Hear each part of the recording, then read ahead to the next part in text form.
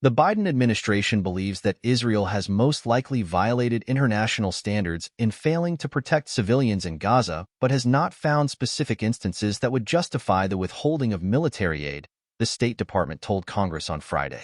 In the administration's most detailed assessment of Israel's conduct in Gaza, the State Department said in a written report that Israel has the knowledge, experience, and tools to implement best practices for mitigating civilian harm in its military operations. But it added that the results on the ground, including high levels of civilian casualties, raise substantial questions as to whether the Israel Defense Forces are making sufficient use of those tools.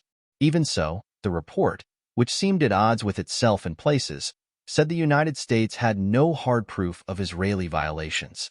It noted the difficulty of collecting reliable information from Gaza, Hamas's tactic of operating in civilian areas, and the fact that Israel has not shared complete information to verify whether U.S. weapons have been used in specific incidents alleged to have involved human rights law violations.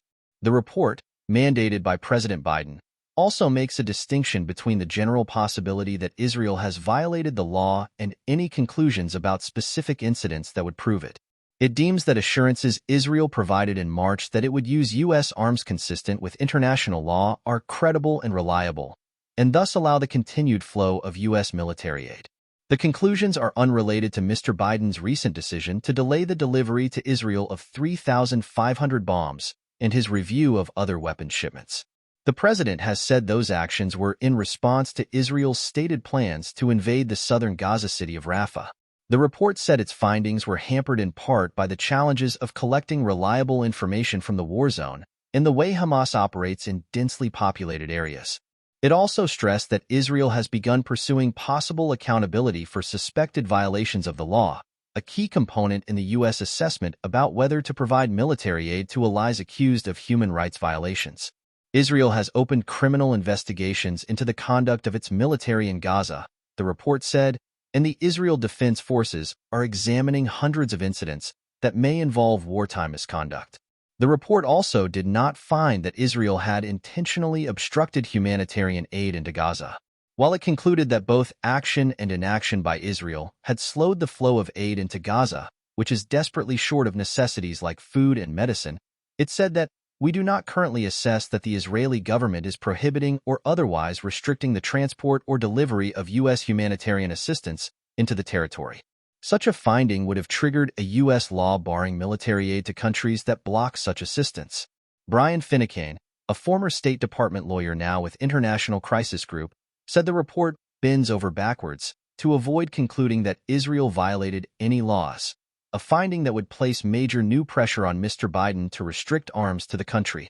Mr. Finucane, a critic of Israel's military operations, said that the report was more forthcoming than he had expected, but that he still found it watered down and heavily lawyered. The findings further angered a vocal minority of Democrats in Congress who have grown increasingly critical of Israel's conduct in Gaza. They argue that Israel has indiscriminately killed civilians with American arms and intentionally hindered U.S.-supplied humanitarian aid.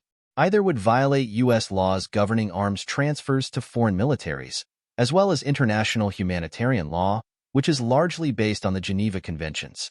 The report did not define the meaning of its other criteria for Israel's actions, established best practices for mitigating civilian harm, though it cited Defense Department guidelines on the subject released last year, which include some measures not required by the law of war. If this conduct complies with international standards, then God help us all, Senator Chris Van Hollen, Democrat of Maryland, told reporters after the report's release. They don't want to have to take any action to hold the Netanyahu government accountable for what's happening, he added, referring to Israel's Prime Minister, Benjamin Netanyahu. Critics of Mr. Biden's continuation of most military support to Israel had hoped that he would use the report as a justification for further restricting arms deliveries to the country. The United States provides Israel with $3.8 billion in annual military aid, and Congress last month approved an additional $14 billion in emergency funding. Mr. Biden ordered the report with a National Security Memorandum known as NSM 20. It requires all recipients of U.S. military aid engaged in conflict to provide the United States with written assurances that they will comply with international law and not hinder the delivery of humanitarian aid provided by or supported by the U.S. government. The report called on the Secretary of State and the Defense Secretary to assess any credible reports or allegations that American weapons might have been used in violation of international law. Since the president's memorandum was issued, an independent task force formed in response issued a lengthy report citing dozens of examples of likely Israeli legal violations.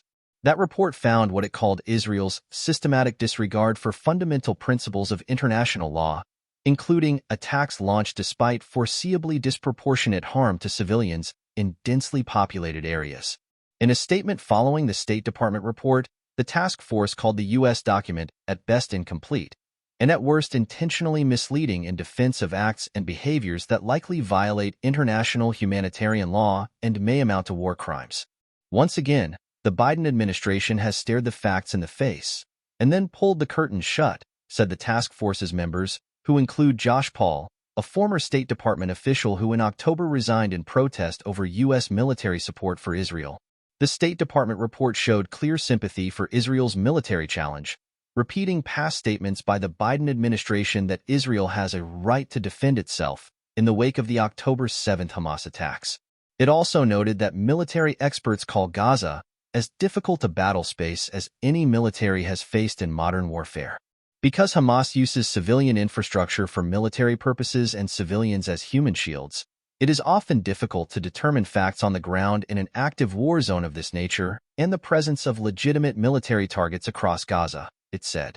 Even so, it singled out numerous specific incidents where Israel's military had killed civilians or aid workers, the latter of which it called a specific area of concern. Those episodes include the killing of 7 World Central Kitchen workers in April.